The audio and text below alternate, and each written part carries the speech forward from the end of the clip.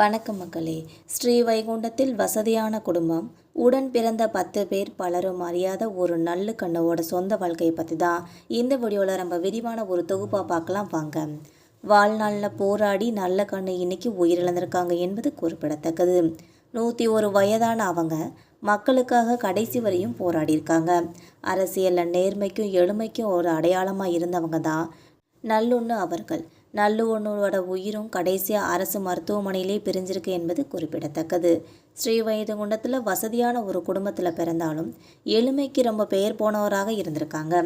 நல்ல கண்ணுவை பற்றி நிறைய பேருக்கு தெரியாத சொந்த வாழ்க்கையை பற்றி தான் கம்யூனிஸ்ட் கட்சி வெளியிட்டிருக்க ஒரு அறிவிப்பில் சொல்லியிருக்கதாவது, முந்தைய ஒருங்கிணைந்த திருநெல்வேலி மாவட்டம், தற்போதைய தூத்துக்குடி மாவட்டத்தில் இருக்க ஸ்ரீவைகுண்டத்தில் வாழ்ந்து வந்துக்கிட்டு இருந்த நல்ல வசதியான ஒரு விவசாய குடும்பத்தில் ராமசாமி கருப்பாய் என்ற தம்பதியருக்கு தான் 3வது குழந்தையாக 1925 டிசம்பர் 26 அன்னைக்கு பிறந்திருக்காங்க தோழர் நல்லக்கண்ணு அவர்கள் என்பது குறிப்பிடத்தக்கது.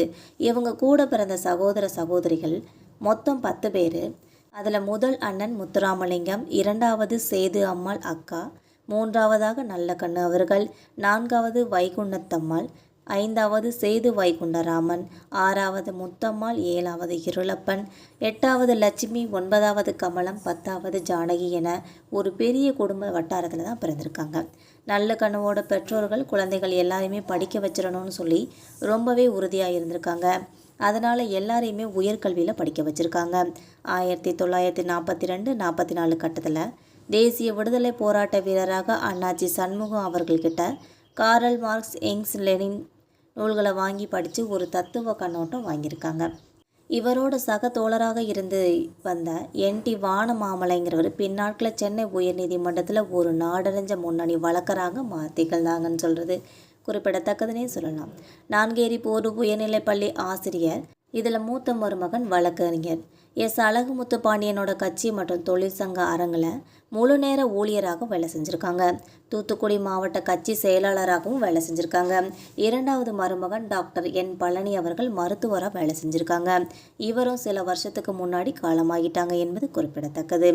இவங்களுக்கு சதீஷுங்கிற ஒரு பேரனும், ரஞ்சனி, கண்ணம்மா, பிரியான்னு சொல்லி 2 பேத்திகளும் இருக்கிறாங்க.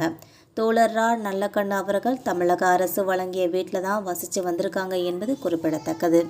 இதுதான் ஸ்ரீவைகுண்டத்தில் வசதியான குடும்பத்தில் பிறந்த நல்லக்கண்ணு அவர்களோட சொந்த வாழ்க்கை வரலாறு என்பது குறிப்பிடத்தக்கது.